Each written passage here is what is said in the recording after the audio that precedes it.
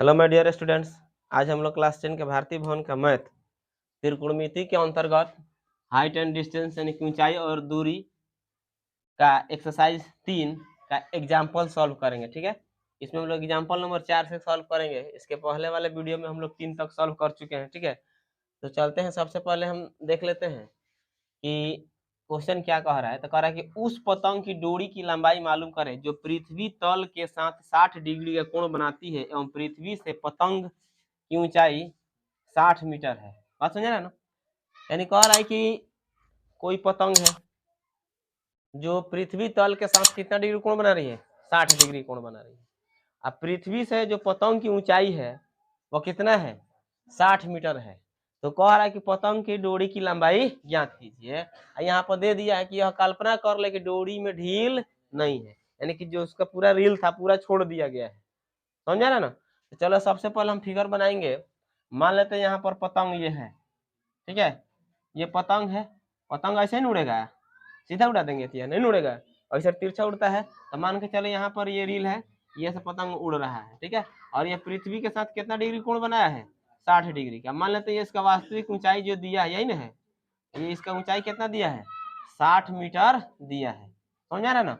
और ये पृथ्वी के साथ कितना डिग्री कोण बनाया है, देख सकते हैं 60 डिग्री का। इसका ऊंचाई भी उतना ही दिया है ना, तो ये हमारा हो गया 60 डिग्री। तो हमसे क्या पूछा गया है, पतंग की डोरी की लंबाई यही ना है। इसको हम एल मान ले, कुछ भी मान सकते हैं, जरूरी नहीं है कि एल मानेंगे, एक्स वाई जो भी मानना है मान सकते हैं। तो इसको ए कहा दे देंगे, इसको बी और इसको सी। तो लिखेंगे माना कि पतंग की डोरी की लंबाई बराबर एल मीटर। बात समझ रहे ना। अब यहाँ पे हम देखेंगे तो ये आधार, ये लंब, और ये क्या हो गया कर्ण। तो कर्ण और ये हो जाए लंब है, तो कर्ण और लंब वाला किसका फॉर्मूला होता है, साइन का, न तो कौशिक का। तो साइन लेके चलेंगे तो हो जाएगा कितना, साइन सी इक्वल टू हो जाएगा पी बाई एच। तो साइन सी का वैल्यू देख लो कितना दिया है, 60 दिया है, 60 रख लेंगे। पी का वैल्यू कितना है 60, और एच का वैल्यू नहीं मालूम है, यानी कि एल माने हैं तो इसको हम एल लिखेंगे ना। तो इसका वैल्यू कितना होता है, √3/2 यही ना होता है। अब बराबर हो जाए कितना, 60/एल। हमें मान किसका ज्ञात करना है, एल का। तो यहाँ से हो जाए कितना, √3 बराबर 120। तो एल बराबर कितना आ जाएगा, 120/√अंडर है। अगर इसको हम काटना चाहे तो डायरेक्ट काट सकते हैं, और नहीं तो यहाँ पर अलग लिख के दिखा देते हैं। हम 120 को क्या लिख सकते हैं, 40 गुने 3 लिख सकते हैं ना। और 40 गुने 3 को क्या लिखा जा सकता है, √3 गुने √3। अब बाटा में √3 है, काटेंगे तो कितना वर्ष में कट जाएगा, 40 √3 वर्ष में कटेगा ना। तो इस चीज को हम काट देते हैं तो हो जाएगा हमारे 40√3।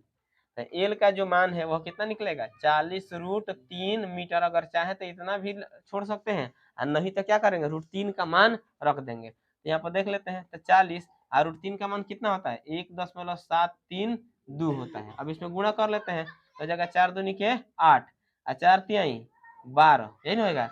और 4 सते 28, 1 29, और 4 एकम 4 2 6, तो कितना आ जाएगा 69.29 मीटर। ये जो पतंग की ऊंचाई माने हैं यहाँ पर लिख देंगे, पतंग की डोरी की लंबाई बराबर कितना, हम एल माने हैं ना, तो एल का वैल्यू कितना आ गया, 69.28 मीटर। यही हमारा क्या हो जाएगा, आंसर हो जाएगा। बात समझ आए ना। चलो इसको नोट कर लेगा।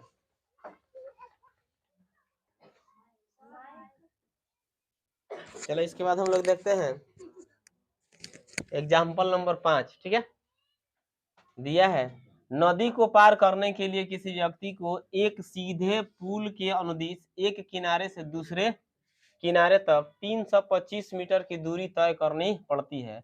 यदि नदी के साथ पुल 30 डिग्री का कोण बनाए तो नदी की चौड़ाई निकाले। बात समझा ना। कह रहा है कि नदी को पार करने के लिए कोई व्यक्ति है, अगर पुल के अनुदिश वो जाता है तो एक सिरे से दूसरे सिरे तक जाने में उसको कितना दूरी तय करना पड़ता है, 325 मीटर की दूरी तय करनी पड़ती है। फिर कह रहा है कि यदि नदी जो पुल जो बना है वो नदी के साथ कितना 30 डिग्री का कोण बनाती है, तो नदी की चौड़ाई ज्ञात करना है कि नदी की चौड़ाई कितना है। तो चलो सबसे पहले हम क्या करते हैं, नदी बहा देते हैं। ठीक है, तो जैसे मान लो ये नदी है, ठीक है, अब मान लो पुल ऐसे ही नहीं बनेगा, कैसे सीधा बन जाएगा, सीधा नहीं बनेगा, ऐसे बनेगा। तो मान के चलो ये हम यहाँ पुल बना रहे हैं, फिर इधर पानी है, ठीक है,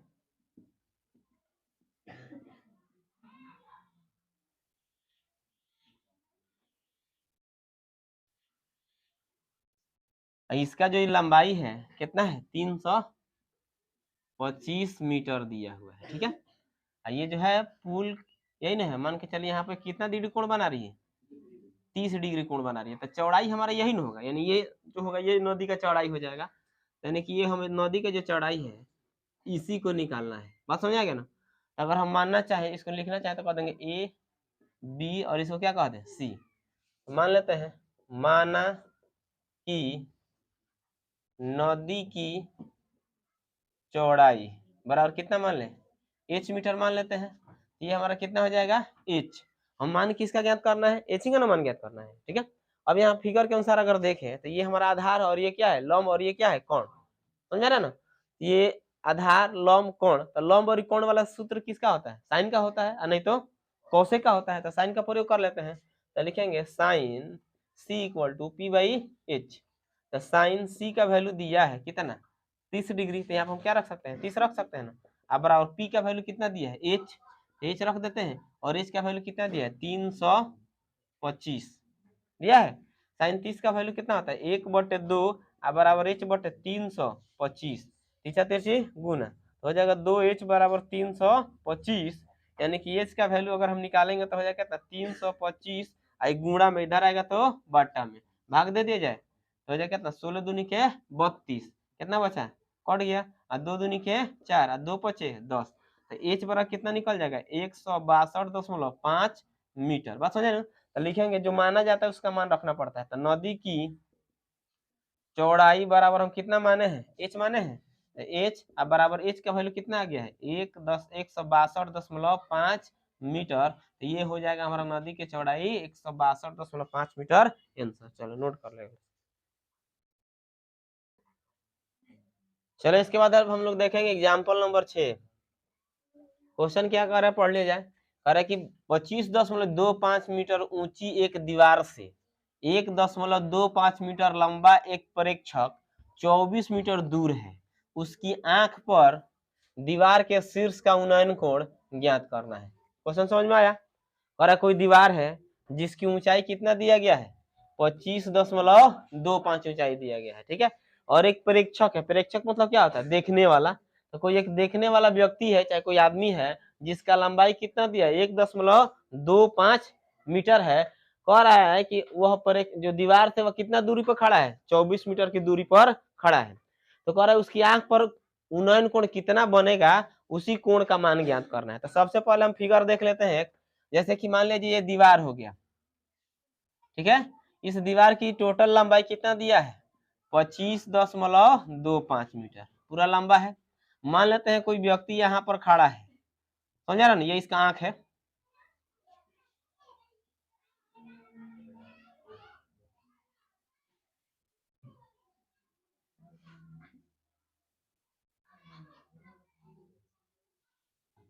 यहां से ये इस पर देख रहा हो इससे, ठीक है।